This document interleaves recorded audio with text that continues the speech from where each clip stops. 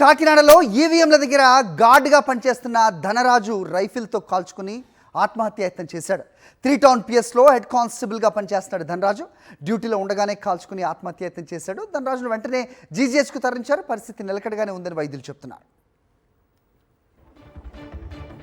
ఘటనపై అప్డేట్స్ మా కరెస్పాండెంట్ రాజు మరిన్ని వివరాలు ఇస్తారు. రాజు, చెప్పండి, ఏంటి కారణం, ప్రస్తుతం పరిస్థితి ఏంటి?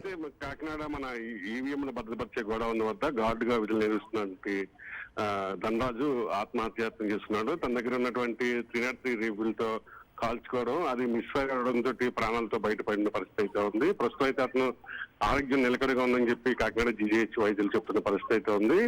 అయితే ఈ కొంతకాలం కిందట రంపచోడవరం బదిలీ అయ్యి తర్వాత కాకినాడకు వచ్చినటువంటి Dhanraj 3 town constable head constable గా పనిచేస్తున్నారు.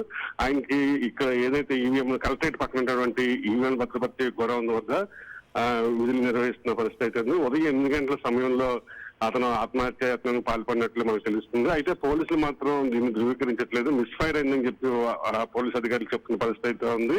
అయితే మనకున్నటువంటి సమాచారం మేరకు ధనరాజుకు కొన్ని కుటుంబపరమైన సమస్యలు ఉన్నాయి. ఆ సమస్యల వల్లే ఈ ఆత్మహత్యాయత్నం చేసుకోవడం అనేది మనకున్నటువంటి సమాచారం. లేదంటే అదేవిధంగా ఈ బదిలీ వ్యవహారంలో కూడా మనస్తాపం చెందాడనేది కూడా మనకున్నటువంటి సమాచారం. ఏదైనప్పటికీ కూడా ప్రస్తుతం అయితే ఈ ఆత్మహత్యగా ప్రాణాలతో తప్పించుకున్నామని చెప్పుకోవచ్చు. మిస్ఫైర్ కావడంతో అతను ప్రాణాలతో బయటపడ్డాడు. ప్రస్తుతం కాకినాడ జీజీహెచ్ లో చికిత్స పొందుతున్నట్టు ధనరాజు. హరి. ఓకే.